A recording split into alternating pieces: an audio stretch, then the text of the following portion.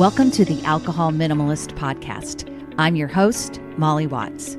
If you want to change your drinking habits and create a peaceful relationship with alcohol, you're in the right place. This podcast explores the strategies I use to overcome a lifetime of family alcohol abuse, more than 30 years of anxiety and worry about my own drinking, and what felt like an unbreakable daily drinking habit. Becoming an alcohol minimalist means removing excess alcohol from your life so it doesn't remove you from life. It means being able to take alcohol or leave it without feeling deprived.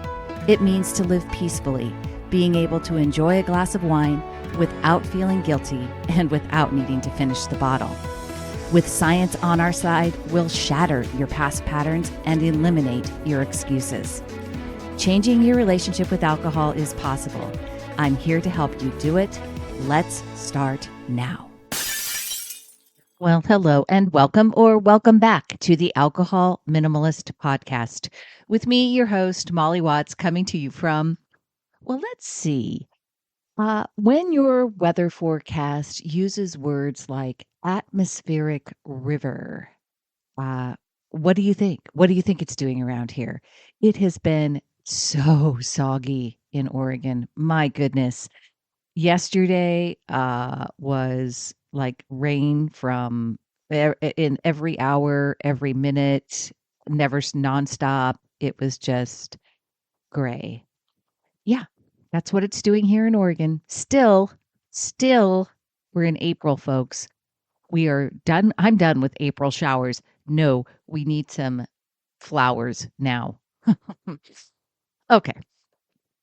This week I have a prize winner, and if you would like to be entered into my prize drawing, all you got to do, I do it every other week, all you got to do is leave a review of the podcast or a review of my book, Breaking the Bottle Legacy, wherever you listen to podcasts, wherever you've picked up the book, and I will find you, add you in, and this week's prize winner is Fresh Donuts.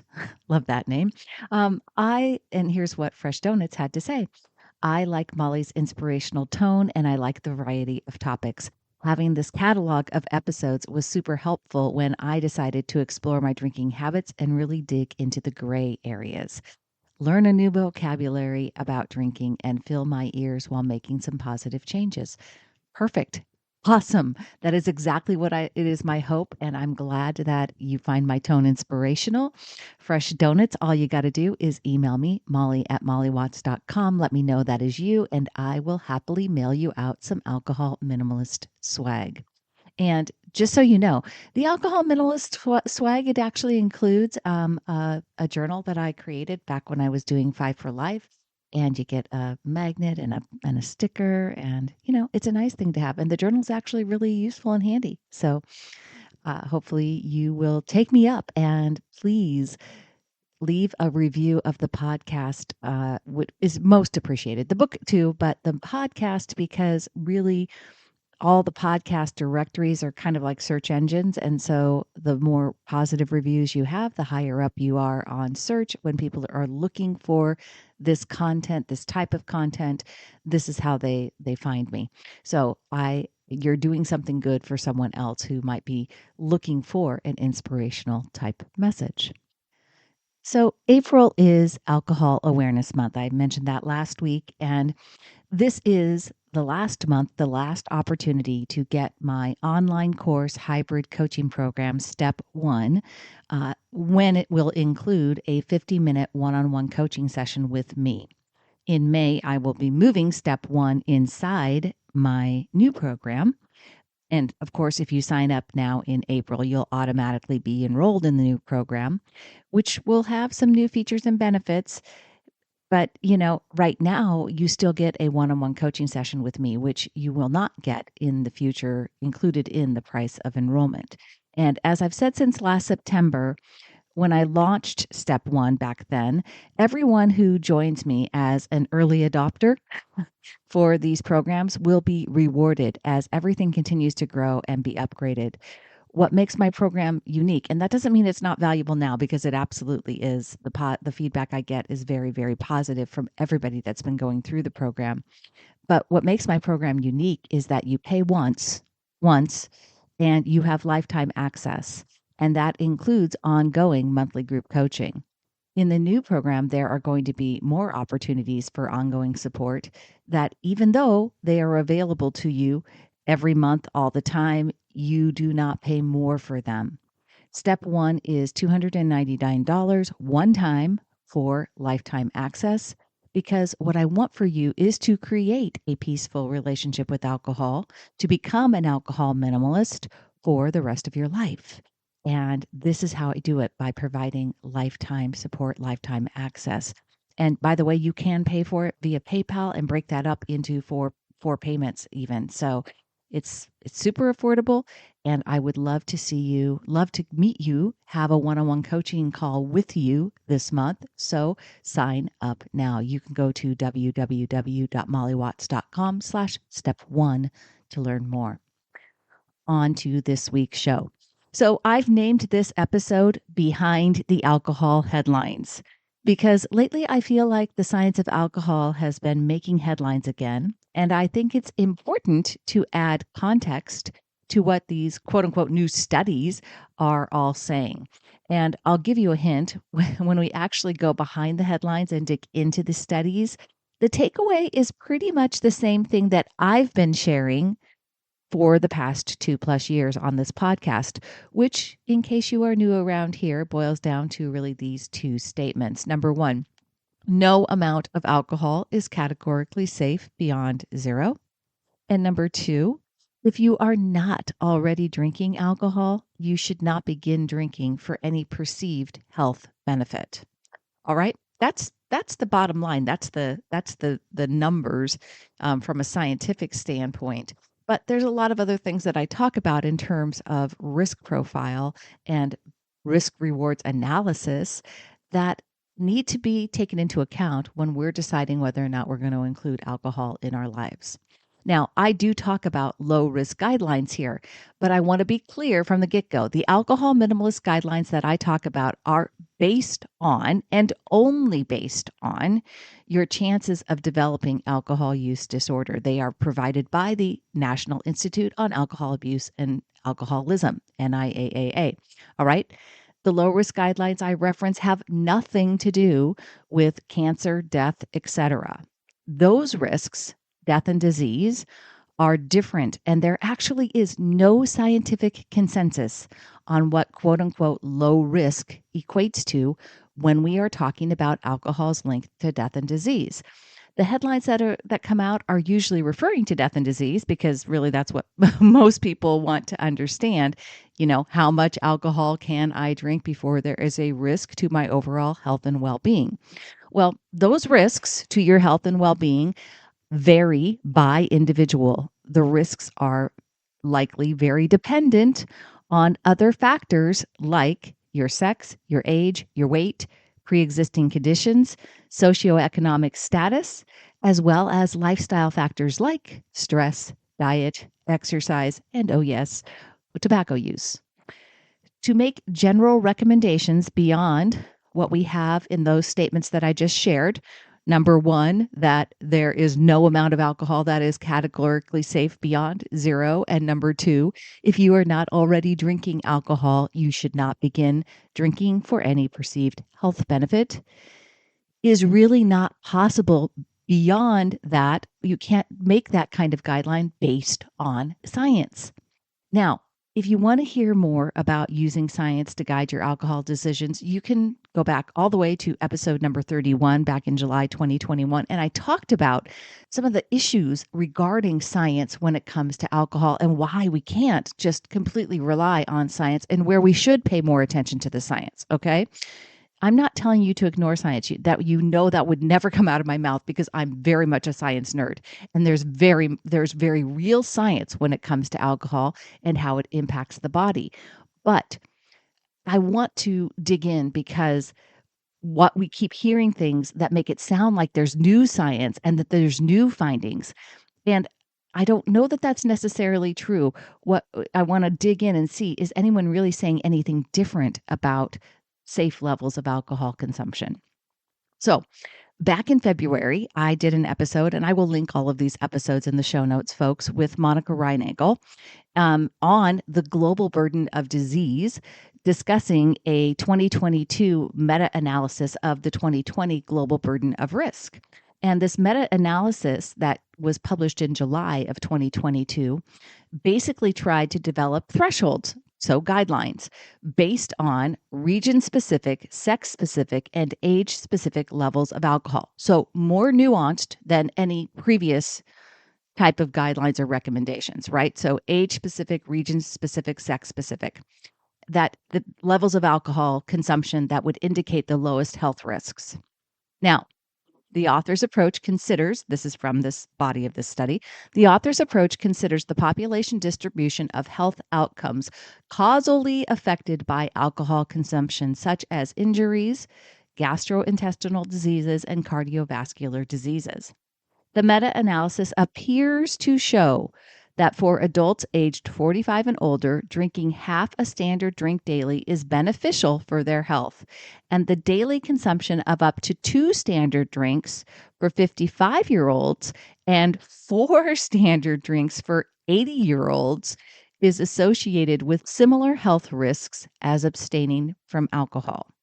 Okay, so this is based on all-cause mortality again. So this means that diseases that don't necessarily result in death as often, like, say, breast cancer, for instance, won't appear in these statistics because, and as often, at least, as like cardiovascular disease, which is the leading cause of death, at least here in the United States. So these meta-analysis details were published in July 2022, showing this, what I just talked about, right? And by November 2022, there was already pushback on it. Here's an article from Lancet in November. And it says, despite the comprehensive efforts of tailoring drinking thresholds to the health risks faced by different populations, we have concerns about the methodology used in the study and the interpretation of the findings. The relative risks and measures of alcohol exposure used in the model have numerous limitations. Firstly, as acknowledged as a limitation, drinking patterns were not considered in the analysis. What that means is that they didn't take into account how people were consuming the number of drinks they were drinking. Because when people consume, say, 4 drinks in 2 hours, it's much different than 4 drinks spread out over, 8 or 10 hours or spread out over a week. Secondly, the methodology of applying weights to universal risk curves appears to be one-sided because known age-dependent effects of alcohol and regional differences were not considered. And thirdly, the relative risks are known to be affected by bias introduced by people who choose to quit drinking due to health conditions. This is something that's called, in this, which we've come to understand is a plague of many of older scientific studies, is what they call sick quitters, the sick quitters bias. Although the models used in the study do control for the reference group being lifetime non-drinkers only, current epidemiological studies do not account for people who quit drinking due to health conditions being removed from the exposure group, therefore biasing the relative risk of moderate alcohol consumption towards protective effect. Okay, that's basically that's what describing what the sick quitter effect does to the outcomes. In addition to the outlined methodological concerns, we also think that disability-adjusted life year weighted risk curves do not constitute an appropriate tool for defining drinking guidelines because there is solid evidence that the consumption of 1 standard drink daily increases some health risks. A more cautious approach to defining drinking guidelines is warranted, which also includes the risk of cumulative exposure. So, what does that mean? It means that basically what we're talking about, 1 standard drink daily increases some health risks. That is the risk, the increased risk, say, of very like esophageal cancer, cancer of the mouth, oral cancers, even breast cancer for women, right? These are associated, there is an increased risk. Now, not the statistical significance of that risk is up for debate, but there is increased risk, right? And because of that, what they're saying is that a more cautious approach to defining drinking guidelines is warranted.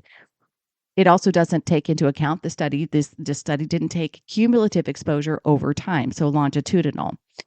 Instead, the findings and the proposed interpretation by the GBD 2020 alcohol collaborators provide a unique opportunity for the alcohol industry to promote moderate consumption of up to 2 standard drinks per day for middle-aged adults and up to 4 standard drinks per day for older adults, which are the age groups that have the most alcohol-related harms.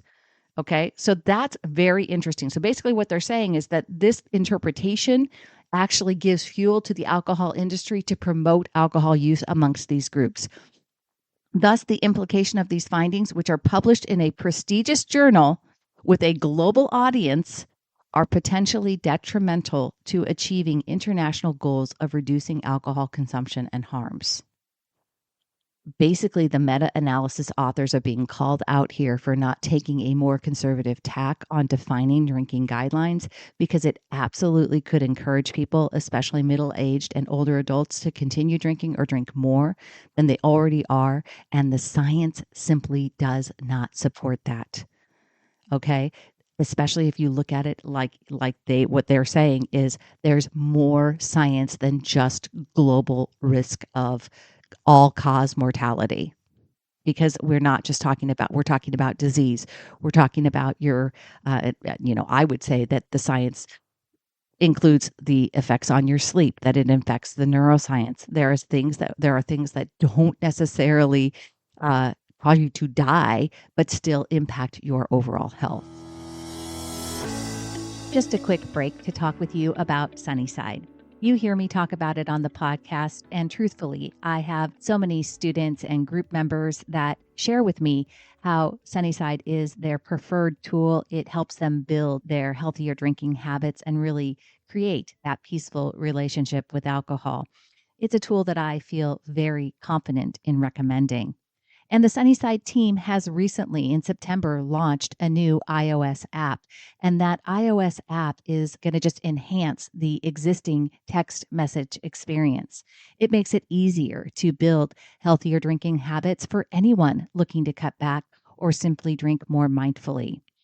The new Sunnyside community is also available only in the new iOS app, and it gives you access to an engaged community of like-minded people who are also on a journey to cut back on drinking and build healthier drinking habits.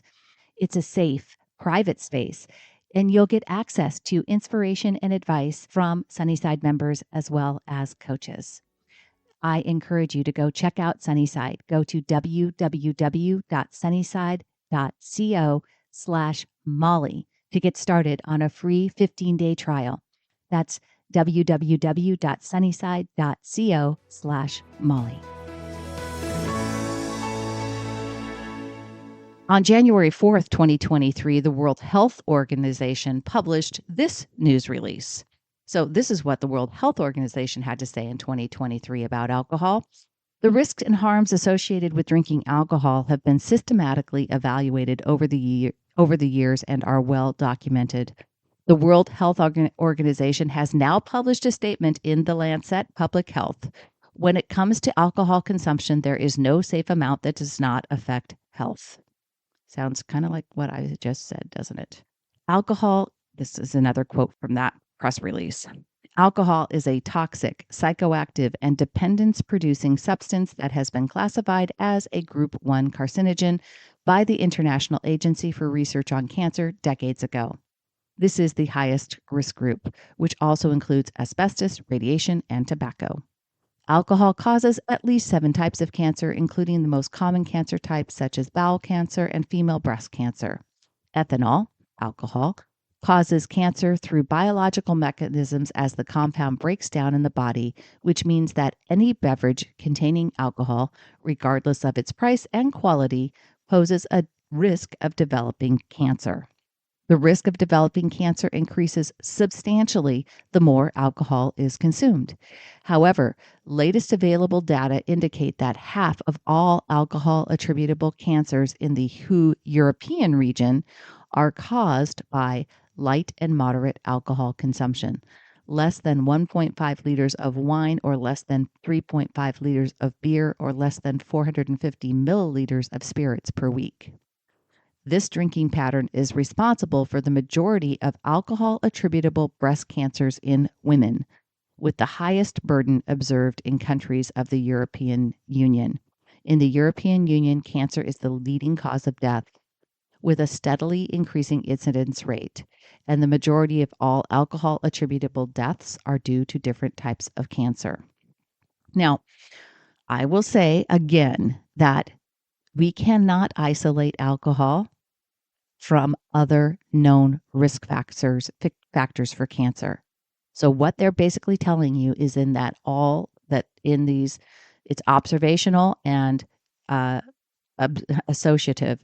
So when people come in and they develop cancer, they ask them kind of like they learn about what their use patterns are, and what they see is a very strong link between people who are drinking these levels of alcohol and breast cancer incidence. To identify a safe level of alcohol consumption, valid scientific evidence would need to demonstrate that at and below a certain level, there is no risk of illness or injury associated with alcohol consumption. The new WHO statement clarifies, currently available evidence cannot indicate the existence of a threshold at which the carcinogenic effects of alcohol switch on and start to manifest in the human body. Moreover, there are no studies that would demonstrate that the potential beneficial effects of light and moderate drinking on cardiovascular diseases and type 2 diabetes outweigh the cancer risk associated with these same levels of alcohol consumption for individual consumers. So basically, again, that says that there are potential beneficial effects for cardiovascular disease and type 2 diabetes. Type 2 diabetes is really interesting because basically, if you look at all the data, you can see that type 2 diabetes actually goes down when people are consuming consuming alcohol. So I don't really know what to make of that. I don't know what that says about other lifestyle factors. This goes on to say, we cannot talk about a so-called safe level of alcohol use. It doesn't matter how much you drink. The risk to a drinker's health starts from the first drop of any alcoholic beverage. The only thing that we can say for sure is that the more you drink, the more harmful it is. Or in other words, the less you drink, the safer it is, explains Dr. Karina Ferreira Borges, acting unit lead for non-communicable disease management and regional advisor for alcohol and illicit drugs in the WHO regional office for Europe. So nothing has really changed here in terms of the scientific process of researching alcohol. So these new headlines are still referencing science that is associative and observational. We cannot isolate alcohol in humans over a longitudinal study. There is no double-blind placebo control for alcohol research. This has always been the case, but as more and more studies become available and older studies are reanalyzed, we can learn some new findings. Though honestly, in all the research I have read and all the headlines that I've dug into, the basic facts do not change from what I concluded back in 2020 when I wrote Alcohol Truths, How Much is Safe. That is an ebook, and if you haven't grabbed it yet, just head over to www.mollywatts.com/resources because it is always there. Talking about headlines in 2023 in alcohol news would not be complete without discussing the Canadian government's guidelines on alcohol use. In mid-January, the Canadian Centre on Substance Use and Addiction issued new guidelines and stated that no amount of alcohol is safe and recommends no more than 2 drinks a week for men and women.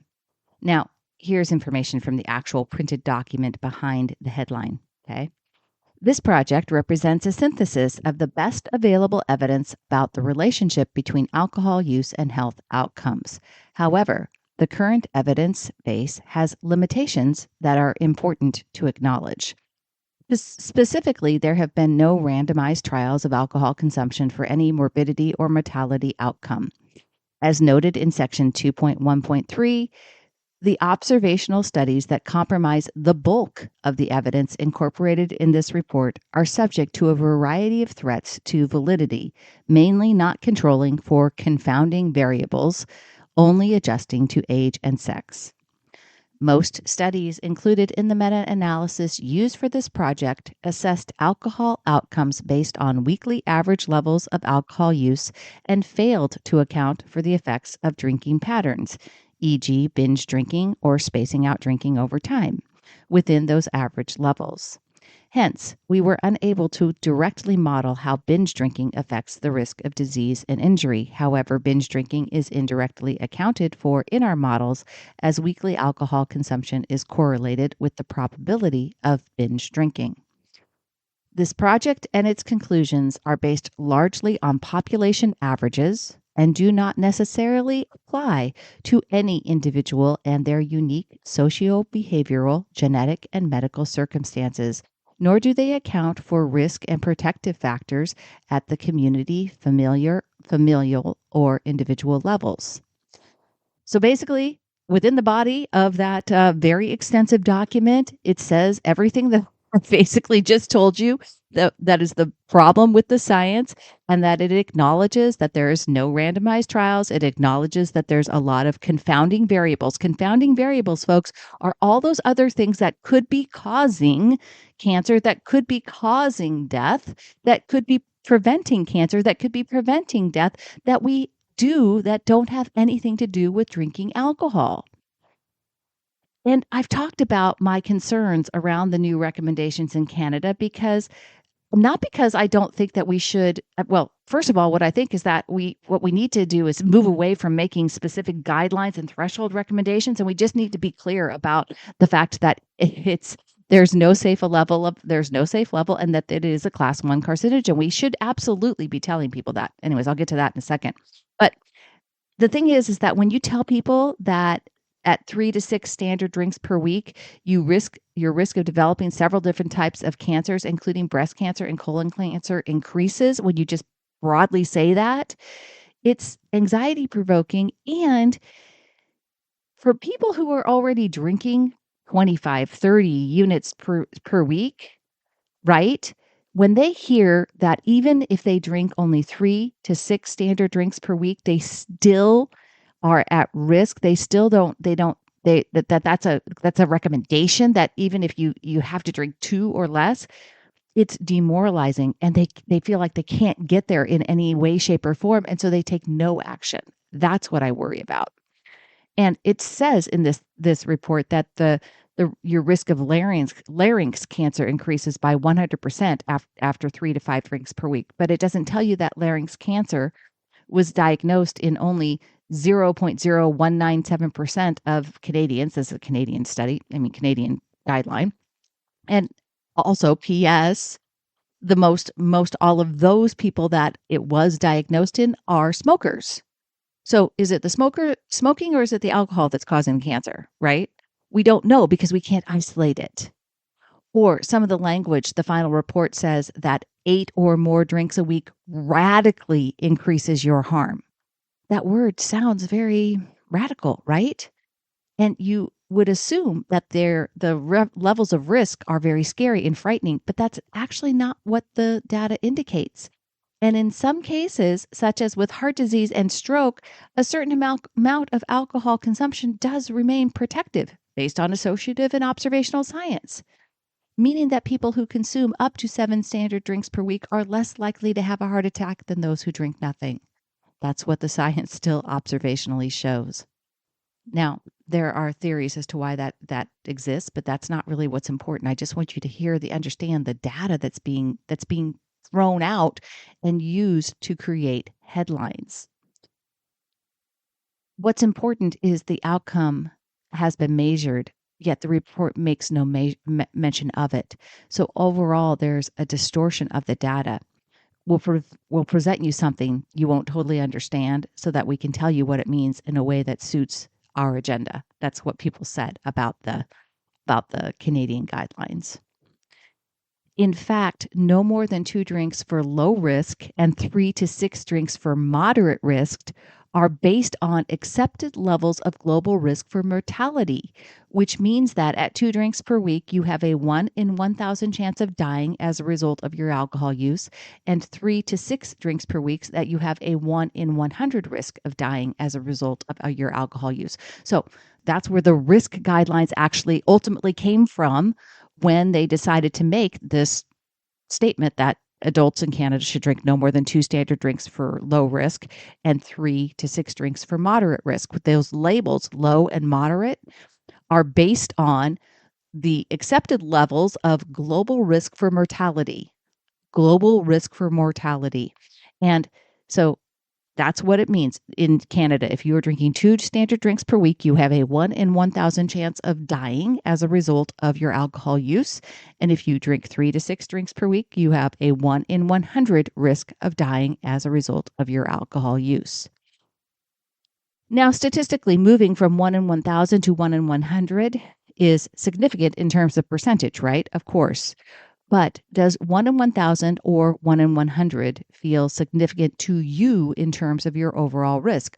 Are you willing to play a game? If you're playing some game and the odds at a game are that in every 1 out of 100 times you will lose and 99 times out of 100 you will win, are you playing that game? I'm taking the 99 times personally, but that's me. Would I prefer the odds to be 1 in 1,000? Of course. But quite honestly, there are a lot of other things that I consume that have just as high of odds, possibly higher, at contributing to my overall risk of dying, right? Like, say, things like, oh, I don't know, bacon. That's probably something that if I looked at that, I could probably find odds that are just as high as alcohol in terms of contributing to my overall risk of dying. But of course, the headlines sound very alarming, and that's really the problem. We need to get a lot more neutral and clear on alcohol. And again, I'm absolutely for labeling on alcohol that states it is a class 1 carcinogen. People should know that and understand that alcohol is labeled as a carcinogen. And we absolutely should have labels that define the number of standard drinks in each container. People should know how much alcohol they are consuming.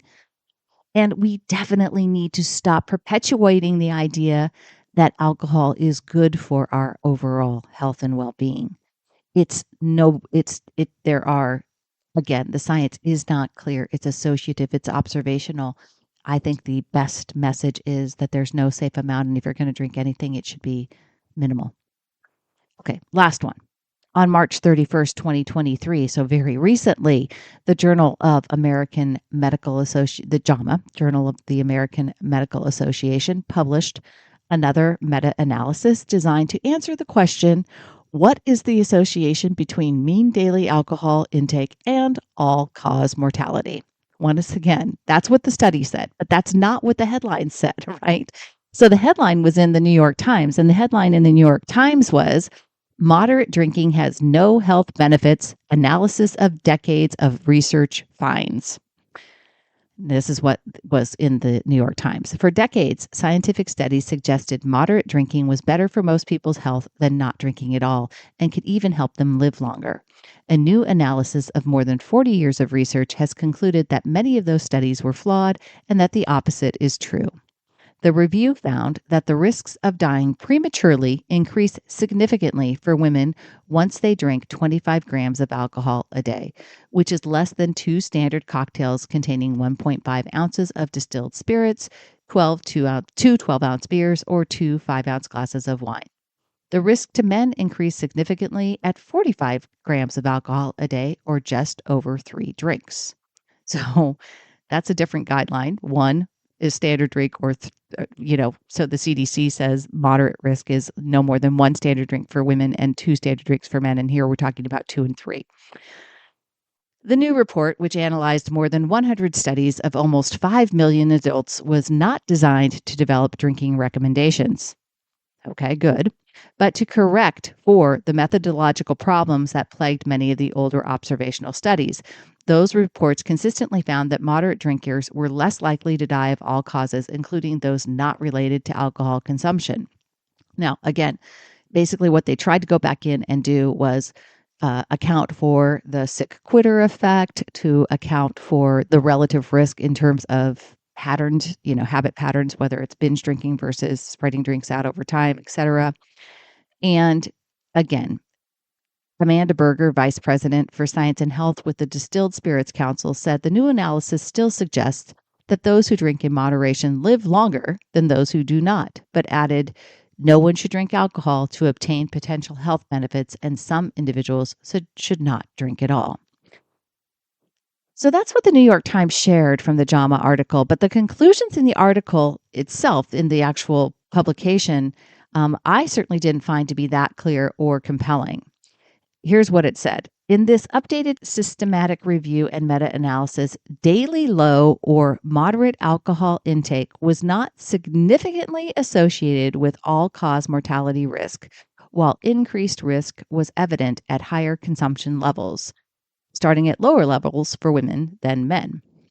In the fully adjusted model, there was a non-significantly increased risk of all-cause mortality among drinkers who drank 25 to 44 grams per day, and significantly increased risk for drinkers who drank 45 to 64 and 65 or more grams per day. So again, non-significantly increased risk, non-significantly. When we say something is non-significant in scientific terms, it means that it has a low, the percentage is so low that they consider it to be, it's non-significant. But again, we're back to all-cause mortality, right? They're talking about all-cause mortality, which may or may not apply to something like breast cancer, which typically doesn't always kill people. It doesn't always, the survival rates for breast cancer are very high. So they're not going to show up in an all-cause mortality risk. All right. Well, I am now done playing Scoop Watts here. But I want to finally say, for me, understanding the science of alcohol was an important piece of the puzzle in helping me determine my own personal level of risk reward when it comes to alcohol. And that includes the science of alcohol and sleep. It includes the science of alcohol and brain health. It includes the science of alcohol and cancer. And it includes alcohol and heart disease, alcohol and blood pressure, alcohol and diabetes, all of these things. Here's what I know. It is not a one-size-fits-all answer. And the only thing that is clear, if you're going to drink alcohol, less is better than more. And be either an alcohol minimalist like me or don't drink at all. Okay? Before I sign off, I do want to share something for my healthcare workers who are listening. I would like to invite you to a free event that is happening with 21 experts. Yours truly, myself, is one of them. And in this 21-day event, or this free event, it's not 21 days, it's shorter than that. It's a free event. It is called the Freedom Summit for Medical Professionals. Expert secrets to navigate stress, beat exhaustion, and focus on what matters most. This program, you will receive 2 short 30-minute interviews per day in your inbox. And, it's really designed, again, for healthcare workers because the last few years have been really tough in medicine. You've conquered survival mode, and now it's time to help you feel better, to rise above stress patterns and even those high stress situations. This program, the Freedom Summit for Medical Professionals, is available. Again, it's free, and all you got to do is register. You're going to learn how to really regain joy in your career and your life. You're going to get some straight talk about burnout, and you're going to hopefully get rid of some of the stress patterns that have been affecting you for the last couple of years. I will link it in the show notes where you can register for this free summit. And if you have any questions, you can also reach out to me, Molly, at mollywatts.com. All right, my friends, that is all I have for you in alcohol and the news. I feel like I should, have one of those little dun dun dun dun dun dun dun sounds this week. All right. Until next time, my friends, choose peace. Thank you for listening to the Alcohol Minimalist podcast. This podcast is dedicated to helping you change your drinking habits and to create a peaceful relationship with alcohol. Use something you learned in today's episode and apply it to your life this week. Transformation is possible. You have the power to change your relationship with alcohol now. For more information, please visit me at www.mollywatts.com.